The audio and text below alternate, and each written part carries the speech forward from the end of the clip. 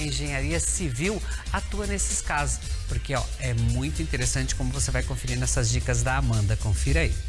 E o nosso bate-papo dessa tarde vai ser com a engenheira civil especialista em engenharia diagnóstica, a Amanda Zortes, que vai explicar pra gente o que é esse ramo da engenharia, pra gente conhecer um pouquinho mais. Tudo bem? Boa tarde. Tudo bem? Boa tarde pessoal. Obrigada pelo convite. Nós que agradecemos, é sempre bom a gente conhecer uma parte diferente, que confesso que quando a gente abordou esse assunto eu fiquei, nossa, que bacana que tem esse ramo da engenharia civil nessa parte aqui do diagnóstico para conhecer um pouquinho mais. Isso mesmo.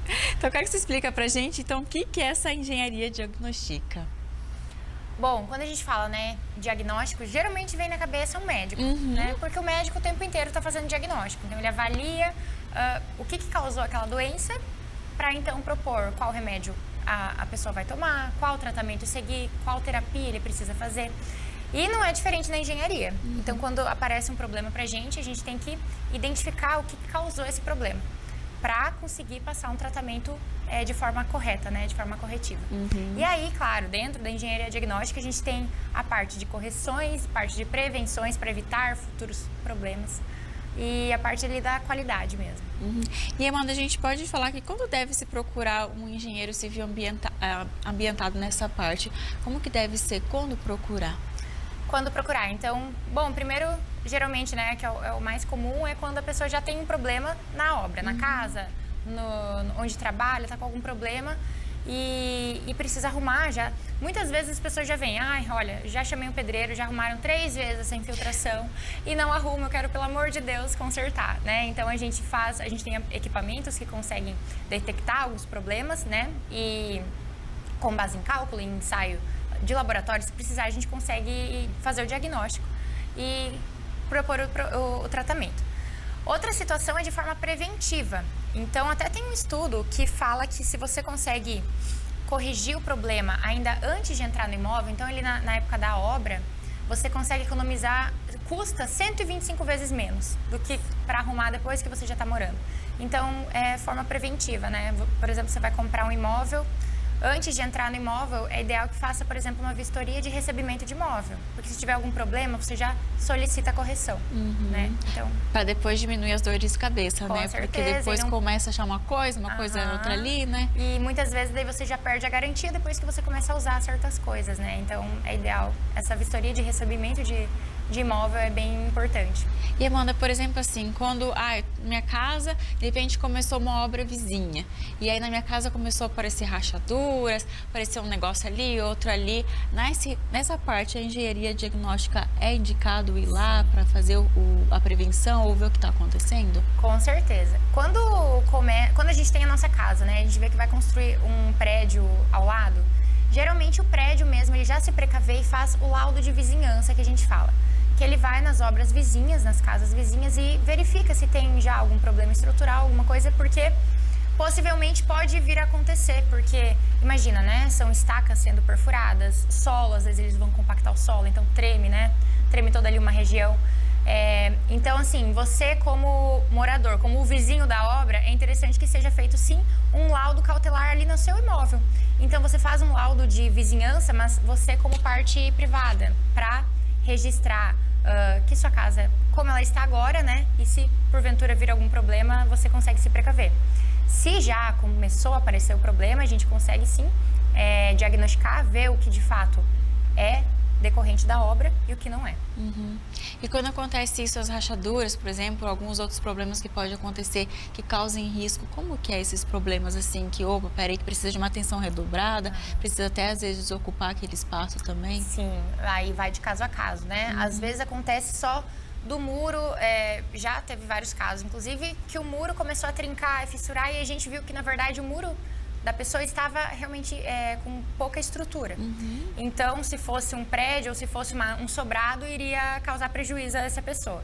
Mas pode vir a acometer a estrutura da casa, né? E aí sim, aí a gente tem que fazer um laudo mais apurado, ver se vai precisar de algum reforço e, se preciso, evacuar a casa, claro. E aí, assim, a gente consegue verificar que foi decorrente de uma obra vizinha ou então se foi decorrente de a estrutura estava fraca, né? Tudo isso a gente avalia para fazer um laudo verídico, né? Sem puxar para nenhuma parte. E sem causar aquele estrondo também, aquele susto todo e de repente no final das contas é algo pequeno para se resolver, né? Com certeza. E Amanda, por exemplo, assim, como que os indicativos que a pessoa pode, começou a olhar minha casa, tá aparecendo isso, tá aparecendo aquilo, que ela deve acionar um engenheiro civil ambientado nessa parte? Tá, eu sempre falo assim, se você reparou uma fissura, vê se daqui a um mês ela vai estar ali no mesmo tamanho. Ah, não, começou a aumentar. Então, se ela começou a aumentar, o problema ele está trabalhando, né? Então, daí já é um ponto de alerta. Se uma fissura começa a aumentar, ou então se deu uma chuvarada, né, um mês atrás, e aí quem tinha fissura em casa começou a infiltrar dentro de casa. É um indicativo que tua casa está bem fissurada, né? Então, assim, esses problemas, se você percebe que eles estão aumentando com o passar do tempo, é um ponto de atenção. E a gente pode falar assim, por exemplo, assim, o que pode fazer para tentar evitar esses problemas na casa? Você já comentou com a gente, mas é sempre bom a gente reforçar. É fazer essa vistoria anual, semanal, mensal? Como que funciona isso? Sim. Falando em prédios, né? Em edifícios, é ideal que se faça a cada 5 anos uma inspeção predial, que fala. Então, chama um engenheiro habilitado, especializado, né, em engenharia diagnóstica. A gente faz um check-up desde o subsolo até o telhado para ver tudo o que está acontecendo. Então, tem uma fissura aqui, está com algum ponto de infiltração ali que pode ampliar, né, com o passar do tempo. Então, a gente verifica todos os problemas, tudo que precisa ser corrigido, elabora um laudo e aí o síndico ele vai tomar as devidas providências. A gente até auxilia isso, se for necessário, o síndico, né? Mas a gente consegue ver isso. Para uma casa. Então, para uma casa, é ideal que a cada 5, 10 anos você verifique, né? A gente sabe que a tubulação hidráulica ela tem uma vida útil de 30 anos. E a gente sabe que tem muitas casas com mais de 30 anos. Então, por exemplo, você tem uma casa lá de 30 anos e vai fazer uma reforma, vai quebrar algumas paredes, aproveita e substitui a tubulação. Porque já com mais um pouco ela pode começar a vir a dar problema. Então, sempre ficar atento. A melhor indicação é sempre ficar atento. Com certeza. E, Amanda, no caso, assim, por exemplo, assim, a pessoa se mudou recentemente no novo apartamento e viu que começou a aparecer umas rachaduras, um negocinho ali. O que ela deve fazer nessas partes, assim, quando acontece? Poxa, me mudei agora, é um empreendimento novo e já tá desse jeito. Sim, a primeira coisa é avisar o síndico, né? Se você tem um contato próximo ali com o síndico, porque às vezes o síndico ele já recebeu essa reclamação de outro apartamento. Então, se é um problema comum, a gente pode já dar uma olhada para o prédio inteiro, né? O prédio está tendo algum problema. Então, comunica o síndico, ele vai ou procurar um engenheiro, né? Ou se você tem algum engenheiro da sua confiança, né? Já para chamar, para fazer uma vistoria e avaliar. Então, esses seriam os primeiros passos. E quando vai fazer reforma também pode ter essa atuação do engenheiro civil diagnostica. Isso, com certeza. Principalmente em prédios, né? Porque nem toda parede a gente pode quebrar. Sim. E principalmente em prédio que vai ter outros apartamentos em cima do seu, né? Então, quando você vai fazer uma reforma em edifício, a gente tem que avaliar, tem que fazer esse laudo para ver se essa parede pode ou não ser removida, né? E se for na sua casa, tem casas também que tem paredes que não podem ser tiradas porque não tem estrutura, é a própria parede que está segurando. Então, daí assim a gente atua com algum tipo de reforço, né, para poder tirar a parede, se for necessário.